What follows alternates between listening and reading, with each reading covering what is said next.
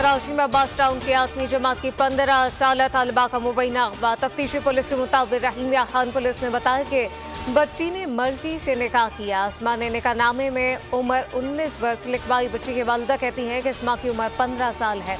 महकमा दाखिला से इजाजत के बाद पंजाब जाकर बच्ची को बाजियाब कराया जाए।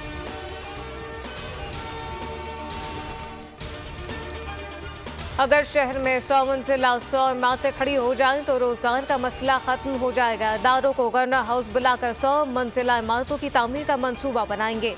यकीन दिलाता हूँ नक्शा पास कराने में कोई पैसा नहीं लगेगा।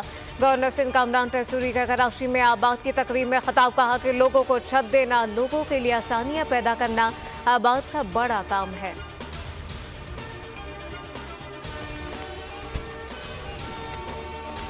कराची में स्ट्रीट क्राइम में इजाफा। जमात इस्लामी का शहर के 7 अजला में SSP ऑफिस के बाहर एहतजाज।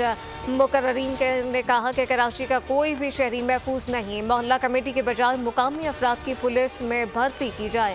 शहरियों को असला रखने की आज़ादाना इजाज़त दी जाए। जब तक डकैती और कीमती इंसानी जानों का ज़िया खत्म नहीं होगा, एहतजाज जारी रहेगा।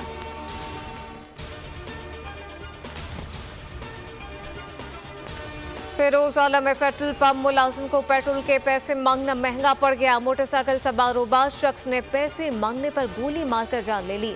मकतूल सलमान के लायकीन का लाश रोड पर रखकर एहतजाज।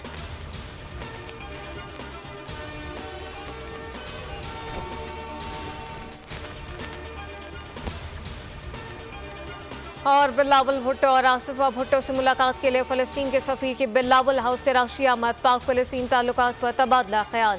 सफ़ीर फ़लस्तीन ने शहीद बेनज़ीर भुट्टो और यासिर अरफ़ात की यादगार तस्वीर का फ्रेम पेश किया।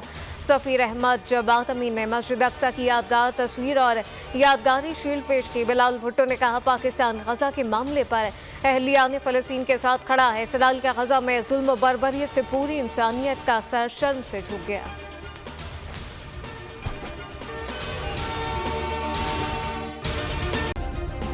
सब्सक्राइब करें और बेल दबाएं ताकि कोई खबर रह न जाए।